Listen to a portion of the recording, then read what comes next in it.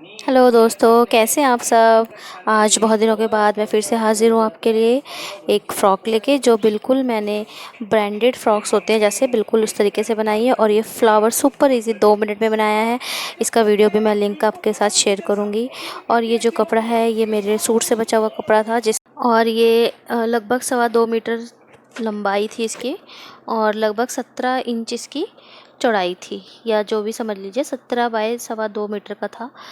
लेकिन ट्यूटोरियल शुरू करने से पहले, वीडियो शुरू करने से पहले आपसे मेरी वही रिक्वेस्ट है कि चैनल को सब्सक्राइब एंड वीडियो को लाइक एंड शेयर करना है, प्लीज़ प्लीज़ प्लीज़।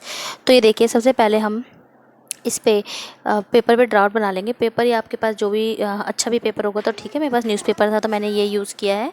और इस पे बनाने से क्या होगा कि आप इजीली देख सकते हैं कि कहाँ से कौन सा कपड़ा निकल रहा है, तो आपका कपड़ा वेस्ट नहीं होता है। ठीक है, तो ये मैंने 4.25 इंच तो अक्रॉस बैक लिया है, और जो मुड्ढा लिया है, आर्म होल लिया है, वो 4.5 इंच का लिया है। तो ऐसे आपको एक बॉक्स बना लेना है। ठीक है, और फिर एक चेस्ट लाइन ड्रॉ करेंगे हम, जो कि मेरी बेटी के हिसाब से मैंने 6 इंच की ली है, लेकिन उस पर एक्स्ट्रा रखा है मैंने 1 इंच, तो 7 इंच का ले लिया मैंने उसे। ये जो फ्रॉक है ये मैंने ऑलरेडी थोड़ी बिग साइज़ में बनाई है, ताकि पीछे बेल्ट है तो बड़े भी है, तो जब वो बड़ी हो जाएगी तो मुझे कहीं इसको लूज़ टाइट करने की ज़रूरत नहीं पड़ेगी। हम ऑलरेडी से थोड़ा बड़ा बनाएंगे। आप भी मेरे आइडिया को यूज़ करेंगे तो ठीक है, वरना अगर आप साइज़ टू साइज़ बनाना चाहें तो भी बना सकते हैं। फिर मैं इसकी जो चोली रख रही हूँ वो 9 इंच पे रख रही हूँ, और आधा इंच मैंने सिलने के लिए छोड़ा है इस तरीके से। तो चेस्ट लाइन के बाद ये वेस्ट पे हम 9 इंच पे रखेंगे, और वो भी 7 इंच ही उसकी, मतलब बच्चों में कोई शेप होती नहीं है, तो 7 इंच की ही चेस्ट लाइन और 7 इंच की ही वेस्ट लाइन। इस तरीके से सीधा सीधा ड्राफ्ट कट गया। और ये गला मैंने काटा है 2 बाय 2.5 का, यानी कि चौड़ाई गले की 2 या 2.25 इंच रखनी है, और लंबाई जो मैंने रखी है वो 2.5 इंच रखी है। लेकिन आप अगर 2.25 इंच भी रखोगे तो भी अच्छी लगेगी। मुझे लगा शायद 2.5 थोड़ा ज़्यादा हो गया, तो 2.25 इंच भी रख सकते हैं लंबाई। चौड़ाई तो 2.25 इंच रखनी ही रखनी है। फिर इसको कपड़े पे इस तरीके से बिठा के और कटिंग कर लेनी है। और इसमें मैंने कहीं भी एक्स्ट्रा कपड़ा नहीं रखा है, क्योंकि ऑलरेडी इसमें मार्जिन ले लिया था। साइड में वो हल्का सा छोड़ा है, क्योंकि थोड़े धागे निकलेंगे अगर कपड़े के, तो वहाँ वो मैनेज हो जाएगा। और ब्रांडेड लाइक फ्रॉक का मतलब ये हुआ कि जो ब्रांड्स होते हैं उनकी मेन खासियत क्या होती है कि उनके साइज़ प्रॉपर होते हैं, और उनमें सीम्स जो होती हैं ये फ्रंट मार्क कर लेंगे, और ऐसे ही बैक का भी मार्क कर लेंगे। तो इसी तरीके से बैक और फ्रंट दोनों करना है। ये जो बैक वाला है इसमें हम डिज़ाइन बनाएंगे, तो मैंने नीचे से 1 इंच छोड़ के और ऐसे इसको काट लेना है। पहले मैंने पेपर में ही काटा है, पैटर्न पे ही, और उसके बाद फिर हम इसे कपड़े पे एज इट इज़ कटिंग कर लेंगे। तो जो ब्रांडेड फ्रॉक्स होती हैं उनका क्या होता है, उनका यही होता है कि फ्रॉक्स या कोई भी चीज़ है पर वो बहुत फिनिशिंग से उसमें काम होता है। तो ये वाली भी ब्लाइंड सीम्स के साथ मैंने इस फ्रॉक को कंप्लीट किया है, बिल्कुल फिनिशिंग के साथ। और जो फ्लावर है वो बहुत क्विकली 2 मिनट के अंदर मैंने बनाया था। तो आइए देखते रहेंगे आप पूरा ट्यूटोरियल। और ये जो नेक आप देख रहे होंगे, मैंने कटिंग नहीं की है नेक की। मैं बाद में सारा जब लाइनिंग लगा लूँगी सब कुछ, तब मैं इकट्ठे कटिंग करूँगी, क्योंकि फिर झोल नहीं आएगा इसके अंदर। चोली दोनों में फोल्ड करके ही कटिंग करनी है, सिंगल सिंगल पे नहीं काटना है। और इसके बाद ये मैंने घेर काटा है इसका, तो कपड़े को पूरा फोल्ड कर लिया मैंने अच्छे तरीके से। और कन्नी वाली साइड में आपको दिखा रही हूँ। तो ये लेंथ में आ रहा है 18 इंच, मतलब कपड़े की जो लंबाई है, और ऊंचाई इसकी 14 इंच बैठी है, तो इस हिसाब से। और इसके बाद मैंने यहाँ पे ये बेल्ट काटी है। तो बेल्ट देखिए, ये लगभग मैंने 16 इंच की बेल्ट काटी है। तो इसको मैंने इस तरीके से काटा है कि जो कमर पे जुड़ेगा वो 2 इंच है, और जो आगे रहेगा वो मतलब सीधी बेल्ट नहीं काटी है मैंने, थोड़ी स्लांट काटी है। उसके बाद ये जो पट्टी मैं काट रही हूँ ये 21 इंच की बैठी है, और इसकी चौड़ाई है 7 इंच। 7 इंच का मैं हाफ कर लूँगी, यानी 21 इंच की 2 पट्टियाँ कट जाएंगी, 3.5 इंच उनकी चौड़ाई होगी। ये मैं काटूँगी, तो पीछे का डिज़ाइन बनाना है जो बैक पे हुआ है। अब ये पूरा देखिए, ये है घेर, ये है जो पीछे 2 पट्टियाँ लगानी है नेक पे वो, और ये जो 2 चोलियों के पार्ट हो गए, और ये है बेल्ट जो पीछे लगेगी, और ये 2 मैंने और एक पट्टियाँ काटी हैं। अब ये जो बाकी बचा कपड़ा है ये देखते हैं, कोई और एक पट्टी काटनी होगी या फ्लावर तो हमें बनाना ही बनाना है, तो वो काम हम इसमें से लेंगे। उसके बाद सारे काम निपटाने के बाद जो बचेगा वो फेंकना है। अब इसके बाद अस्तर की तैयारी करनी है। तो अस्तर क्या करना है कि ऐसे पीछे ग्लू से पेस्ट करके आप लगाएंगे तो आपको ज़्यादा आराम रहेगा, क्योंकि इससे झोल आने के बहुत ही कम चांसेस होते हैं। अगर आप कच्चा करना चाहें तो आप वो भी कर सकते हैं, पर मैं हमेशा यही तरीका यूज़ करती हूँ। और इस तरीके से फ्रंट और बैक चिपकाने के बाद और इसकी कटिंग कर लेंगे। अब जो है मैं बैक का गला इस पर काटूँगी, बैक और फ्रंट का गला भी मैं अभी ही काटूँगी, पहले मैं स्टार्टिंग में नहीं काटती हूँ। ठीक है, तो अब ये काट लिया मैंने इसको। और साइड में से जो भी आपको लग रहा हो ऊंचा नीचा वो आप बराबर कर लीजिएगा। इस तरीके से ये बैक कट गया।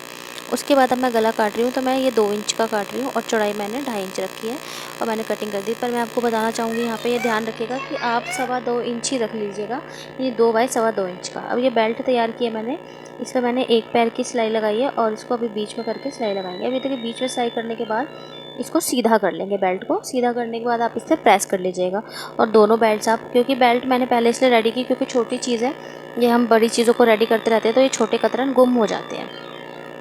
अब इसके बाद एक लाइनिंग तो हमने लगा ली थी उस पर। अब ये जो दूसरी लाइनिंग है ये सॉफ्ट कपड़ा है, इसको मैं यूज़ कर रही हूँ ब्लाइंड सीम क्योंकि हमें चलानी है तो इस वजह से, और ये कपड़ा भी सॉफ्ट है।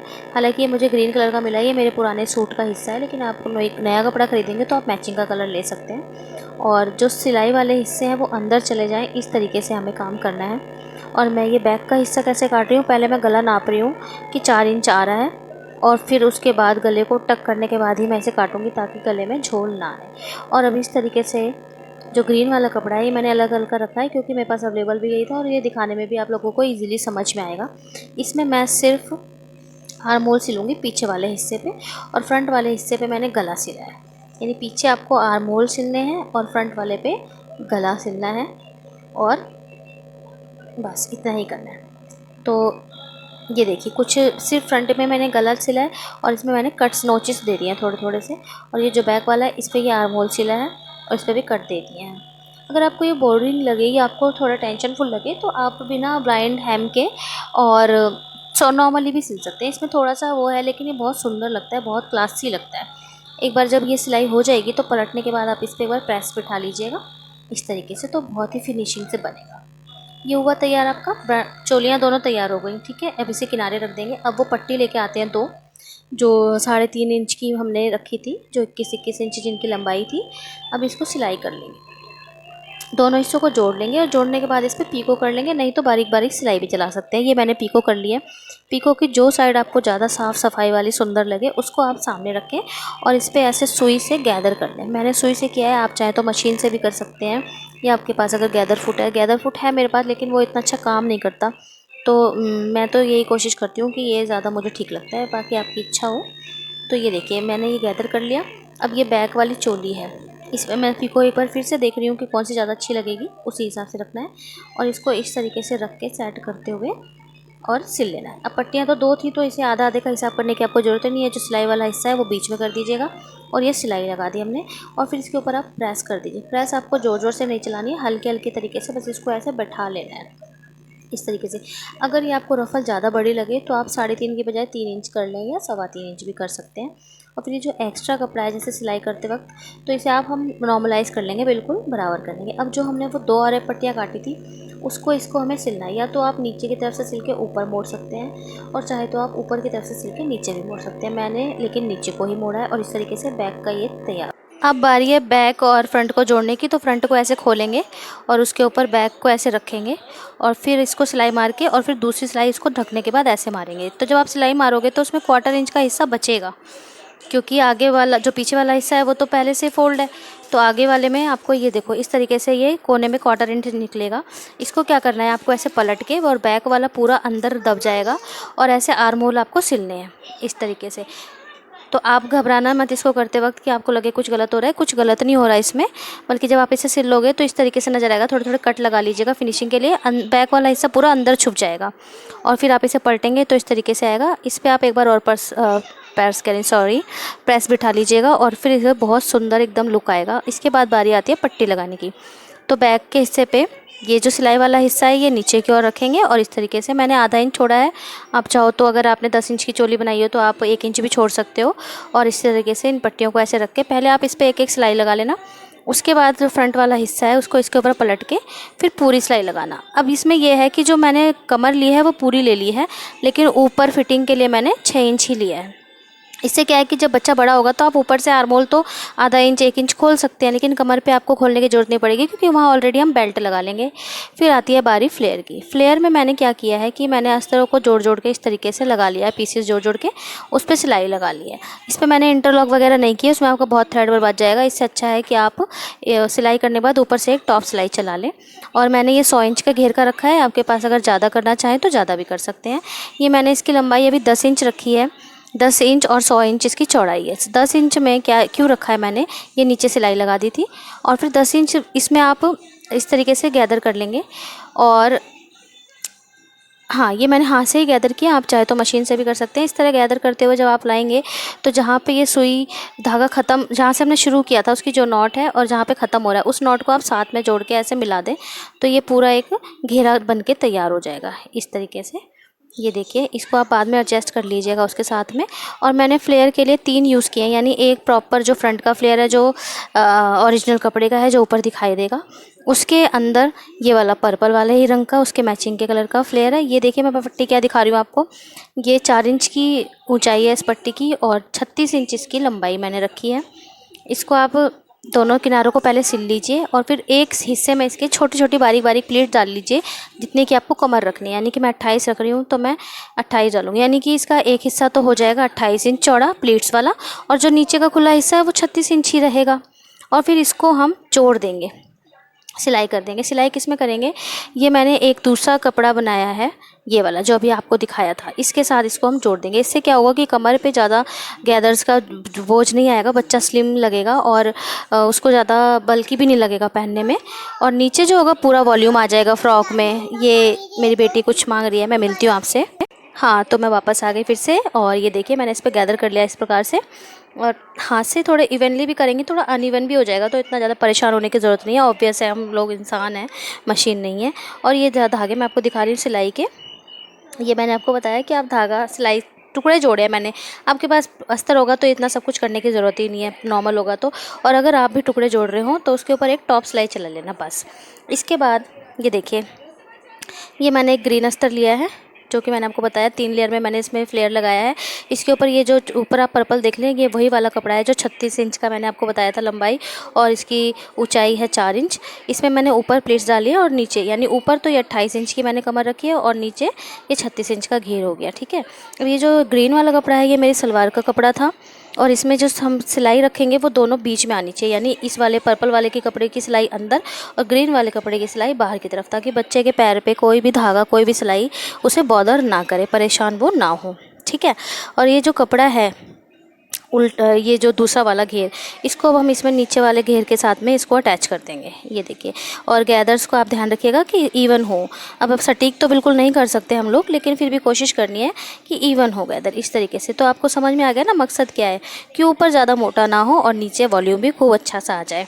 इसके अलावा मैं आपको बताऊं, जो आप पुराना कपड़ा यूज़ करेंगे वो इतना ज़्यादा पुराना ना हो कि बिल्कुल ही वेस्ट आपकी मेहनत जाए, क्योंकि पैसे बचाने ज़रूरी हैं लेकिन मेहनत भी कोई सस्ती चीज़ नहीं होती दोस्तों। तो मेहनत भी आपकी सदुपयोग होनी चाहिए, तो इसलिए कपड़ा ऐसा रखें। अगर आपका कपड़ा बहुत ही ज़्यादा पुराना है और एकदम फट जाएगा 1-2 बार पहनने में, तो आप उसको यूज़ ना करें, आप नया कपड़ा ले लें। और नया कपड़ा लेंगे तो मैचिंग का ले लेंगे, उसमें आपको कोई कॉम्प्रोमाइज़ करने की ज़रूरत ही नहीं है।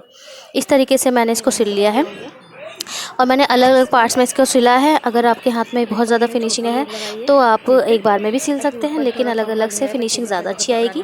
तो इस तरीके से सिला देख रहे हैं आप। नीचे ये ग्रीन वाला कपड़ा है और ऊपर जो पर्पल कपड़ा है, ग्रीन वाला कपड़ा जो है, इस तरह देखिए इसकी सिलाई, ये देखिए बीच में आ रही है, ऊपर आ रही है, यानी कि जो बच्चे का पैर जहाँ पे जाएगा, ये देखिए सिलाई इंटरलॉक वाली मैं आपको दिखा रही हूँ और इसमें भी ये सिलाई अंदर है, यानी दोनों सिलाइयाँ आपस में ही साथ में रहेंगी। और बच्चे के साइड जो कपड़ा आएगा पैरों पे, वहाँ बिल्कुल प्लेन है, कोई सिलाई वहाँ पे नहीं है।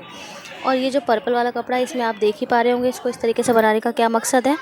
और ये ऊपर का जो फ्लेयर मैंने बना के रेडी किया है, ये भी मैंने गैदर से ही रेडी किया है। और इस तरीके से अब मैंने तीनों फ्लेयर अटैच कर लिए हैं, इस तरीके से ये आ गया है और ये बहुत ही ज़्यादा सुंदर लग रहा है।